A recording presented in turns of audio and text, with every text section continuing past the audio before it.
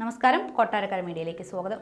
കടലിലെ ഉഷ്ണതരംഗത്തെ തുടർന്ന് ലക്ഷദ്വീപിലെ പവിഴപ്പുറ്റുകൾ വൻതോതിൽ നശിക്കുന്നതായി പഠനം. ദ്വീപ് മേഖലയിലെ പവിഴപ്പുറ്റ് ആവാസ വ്യവസ്ഥയുടെ ഏറിയ പങ്കും ബ്ലീച്ചിംഗ് വിധേയമാക്കിയതായി കേന്ദ്ര സമുദ്ര മത്സ്യ ഗവേഷണ സ്ഥാപനത്തിന്റെ CMFRI പഠനത്തിൽ കണ്ടെത്തി. സമുദ്രത്തിലെ താപനില അസാധാരണമാവിധം ഏറെക്കാലം ഉയർന്നു നിൽക്കുന്ന അപൂർവ കാലാവസ്ഥാ സ്ഥിതിയാണ് ഉഷ്ണതരംഗം. ഇത്തരം ഉഷ്ണതരംഗങ്ങൾ സമുദ്രത്തിലെ ജൈവ വൈവിധ്യത്തിനും ആവാസ വ്യവസ്ഥയുടെ സ്ഥിരതയ്ക്കും ഗുരുതരമായ ഭീഷണിയാണ് ഉയർത്തുന്നത്.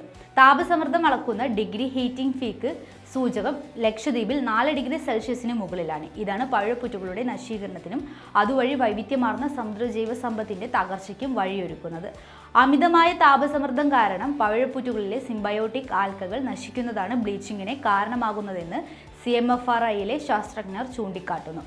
DHW 12 ഡിഗ്രി സെൽഷ്യസിന് മുകളിൽ ഉയരുകയാണെങ്കിൽ അസാധാരണമായ ജൈവ വൈവിധ്യ പ്രതിസന്ധിക്ക് കാരണമാകുമെന്ന് പഠനത്തിന് നേതൃത്വം നൽകിയ CMFRIയിലെ senior scientist doctor KR Srinath പറഞ്ഞു.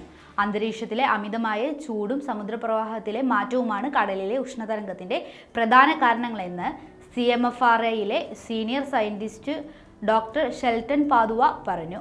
കഴിഞ്ഞ വർഷം ഒക്ടോബർ 27 മുതൽ ലക്ഷദ്വീപിൽ ഈ സാഹചര്യങ്ങളാണുള്ളത്. പവിഴപ്പുറ്റു പോലുള്ള സമുദ്ര ജൈവ വൈവിധ്യങ്ങളുടെ തകർച്ച വിനോദസഞ്ചാരത്തെയും മത്സ്യബന്ധന മേഖലകളെയും ബാധിക്കും.